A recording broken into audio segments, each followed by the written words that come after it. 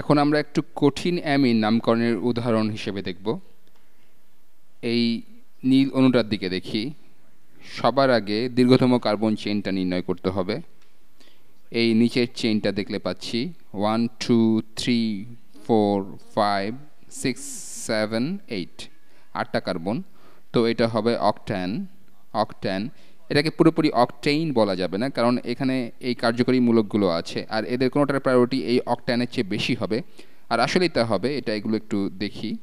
এখানে একটা অ্যামিনো মূলক আছে, এর কারণে অণুটা অ্যামিন হবে। ঠিক এখানে একটা অ্যামিন গ্রুপ হবে।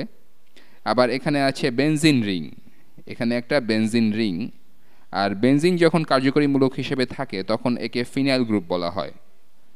তো এটা হলো ফিনাইল গ্রুপ। এটা এসেছে, আমি যতদূর জানি, এটা গ্রিক বা ল্যাটিন শব্দ যার মানে হলো আলো। বেনজিন নাকি প্রথম দিকে লণ্ঠনের বাতাস থেকে পাওয়া গিয়েছিল। তো তো এটা ফিনাইল গ্রুপ। আর শেষমেশ পাচ্ছি OH, এটার কারণে অণুটাকে অ্যালকোহল বলা যেতে পারে। আপাতত এটাকে হাইড্রক্সি মূলক বলি। তো এখানে আছে হাইড্রক্সি গ্রুপ, হাইড্রক্সি। এক্ষেত্রে একটা বিষয় জানা দরকার, অবশ্য কোনোভাবে জানার উপায় নেই কিসের ভিত্তিতে এটা করা হয়, শুধু বলা আছে কিছু গ্রুপ অন্য গ্রুপের চেয়ে বেশি প্রাধান্য পাবে। আর এই তিনটা গ্রুপের মধ্যে এই হাইড্রক্সি গ্রুপ, যার কারণে অণুটাকে অ্যালকোহল বলা হবে, এর প্রাধান্য সবচেয়ে বেশি। তো এটাই নামের শেষে থাকবে। নাম্বারিং করার ক্ষেত্রে অবশ্যই আমরা এই সর্বোচ্চ প্রাধান্য লাভকারী গ্রুপের কাছ থেকে নাম্বারিং শুরু করি। এখানে 1 2 3 4 5 6 7 8। আর এখানে হাইড্রক্সি গ্রুপটা 3 নম্বর কার্বনের সাথে যুক্ত। তো এখানে হবে অক্ট্যান 3, অক্ট্যান 3 অল। যদি এর প্রায়োরিটি কম হতো তো সামনে হাইড্রক্সি লিখতাম, কিন্তু এর প্রায়োরিটি সবচেয়ে বেশি, তো এটা একটা অ্যালকোহল, এটা অক্টানল। আর 3 বোঝাচ্ছে এটা 3 নম্বর কার্বনের সাথে যুক্ত। আর এটা হবে 5 ফিনাইল, এটা এখানে 5 ফিনাইল, 5 ফিনাইল। আর এখানে এটা হলো 8 অ্যামিনো, 8 অ্যামিনো।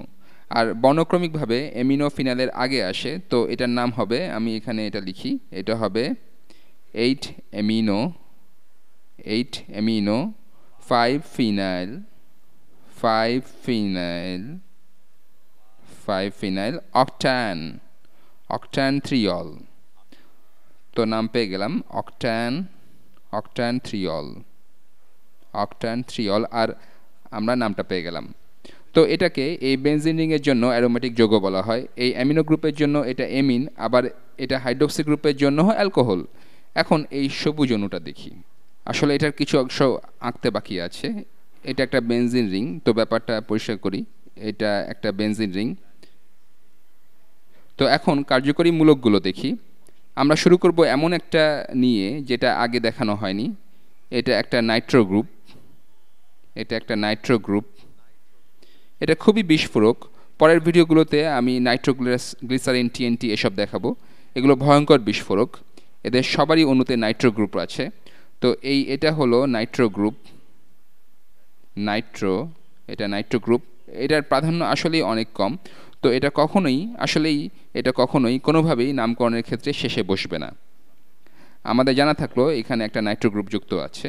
আর এখানে আছে একটা ব্রোমো গ্রুপ, এটা আমরা অনেকবার দেখেছি, এটা একটা ব্রোমো গ্রুপ।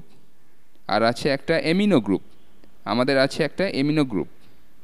তো এটা হবে, আমি অন্য রং ব্যবহার করি, এটা অবশ্যই একটা এমিন, এটা একটা এমিনো গ্রুপ। ঠিক এখানে এটা এমিনো গ্রুপ, অ্যামিনো গ্রুপ। আর এই তিনটা গ্রুপের মধ্যে এমিনো গ্রুপের প্রাধান্য সবচেয়ে বেশি। তাই হয়তো আপনি বলবেন যে এর নাম হলো 1 অ্যামিনো, 2 3 ব্রোমো, 4 নাইট্রোবেনজিন। কিন্তু যখন বেনজিনের সাথে এমিনো গ্রুপ যুক্ত থাকে তখন এর একটা বিশেষ নাম হয়, সেটা আমি এই পাশে লিখি।